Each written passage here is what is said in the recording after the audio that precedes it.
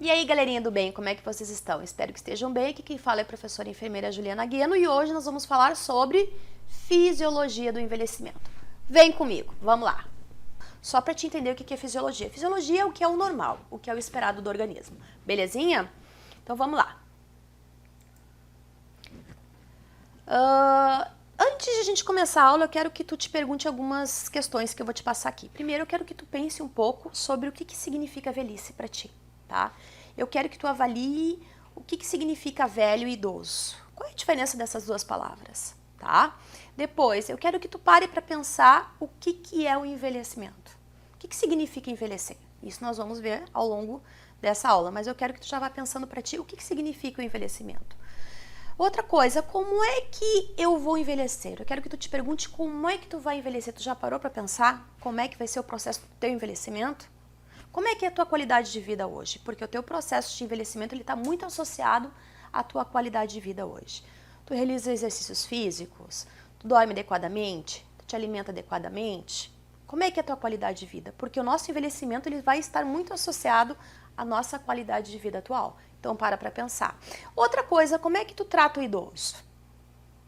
Tu deve ter idoso na tua família, no teu convívio social. Como é que tu trata esse idoso?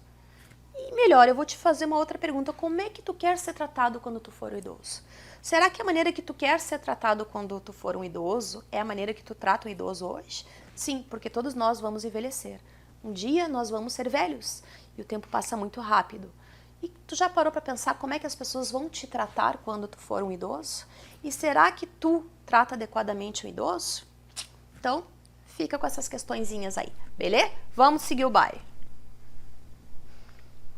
O que significa, então, ciência do envelhecimento? Antes de mais nada, vamos falar sobre alguns conceitos, tá? Então, a ciência do envelhecimento ele vai atuar sobre os múltiplos aspectos do fenômeno do envelhecimento e suas consequências.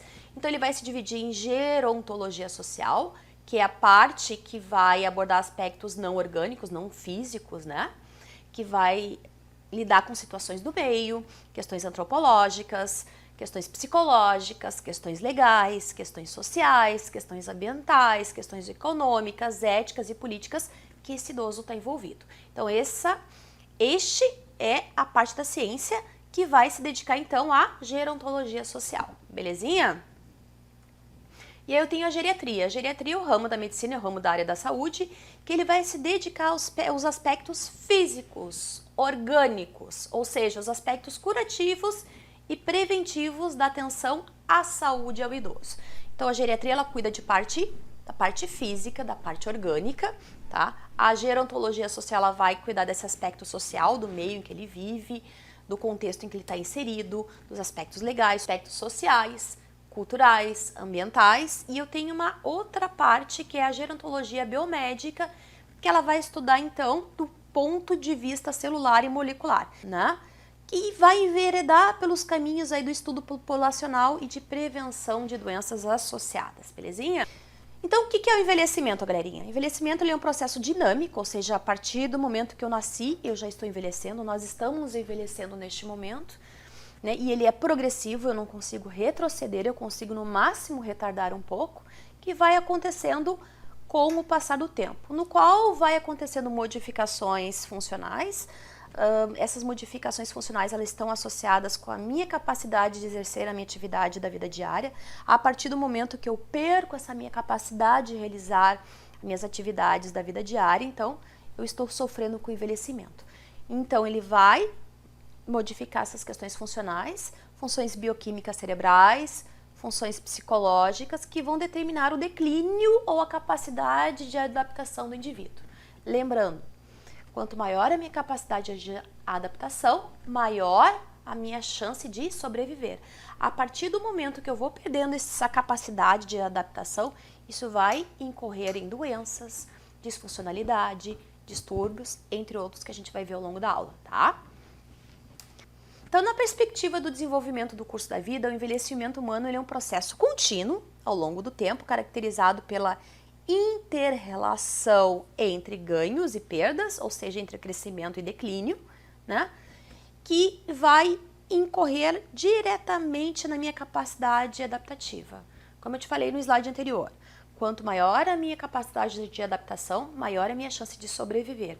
Quanto menor a minha capacidade de adaptação, maior a minha chance de ter doenças e ter disfuncionalidades e distúrbios, ok? Vamos lá. É importante aqui, para que a gente continue a nossa aula, que eu te passe dois conceitos que são extremamente importantes. O primeiro conceito é autonomia, que a gente já viu em outras aulas, que ele é muito importante, que significa, então só reforçando, que significa a capacidade de tomar decisões. Então a capacidade de tomar decisões me dá autonomia, significa o meu autogoverno, tá? E um outro conceito que é importante, que é independência funcional. De novo, o que é funcionalidade? Funcionalidade é minha capacidade de exercer as minhas atividades diárias. Então, quanto maior for a minha independência funcional, maior será a minha capacidade de me relacionar com outras pessoas e de não ser dependente ou precisar do auxílio de outra pessoa. Belezinha? Então, vamos lá. Então, o envelhecimento bem-sucedido, que é o envelhecimento ativo, ele vai envolver um baixo risco de ter doenças, né? E se alguma doença, né, tiver presente, ela vai ter pouca importância, né? Ela vai envolver também um baixo risco de incapacidade funcional, né? Ela vai envolver um excelente funcionamento físico, mental e envolvimento ativo com a vida, beleza? Então, este aí é o envelhecimento bem-sucedido, envelhecimento ativo, que a gente chama de um envelhecimento senescente. Belezinha? Vamos lá. Então, envelhecimento ele é um processo inevitável, não existem fórmulas mágicas para não envelhecer, tá? Com o advento da evolução da ciência, a gente consegue retardar um pouquinho, tá? Mas a gente não vai conseguir deixar de envelhecer, certo? Então, o envelhecimento ele está envolvido com questões cronológicas, que é a passagem do tempo, né? Versus biológico, que é a tua questão física e orgânica, versus a tua questão da funcionalidade, versus como está o teu psicológico, versus a tua questão social. Então, o envelhecimento ele vai levar em consideração o tempo, tuas questões biológicas, a tua funcionalidade, as tuas questões psicológicas e sociais, certo? Nós vamos ter aí algumas alterações que são visíveis e algumas alterações que são invisíveis. E só a título de curiosidade, tá? Eu te trouxe aqui um detalhe que é importante, que a enfermagem ela gasta cerca de 20% a mais do seu tempo na execução de tarefas com o idoso do que em relação a um adulto, ok? Então, ser idoso tem várias vantagens. Se o idoso ele tem qualidade de vida, é um momento muito bom, porque ele tem maior tempo disponível, ele tem liberdade, ele tem conhecimento, ele tem sabedoria, ele tem segurança pública, então ele tem capacidade de fazer coisas que de repente ele não conseguiu fazer ao longo da vida dele inteira, tá?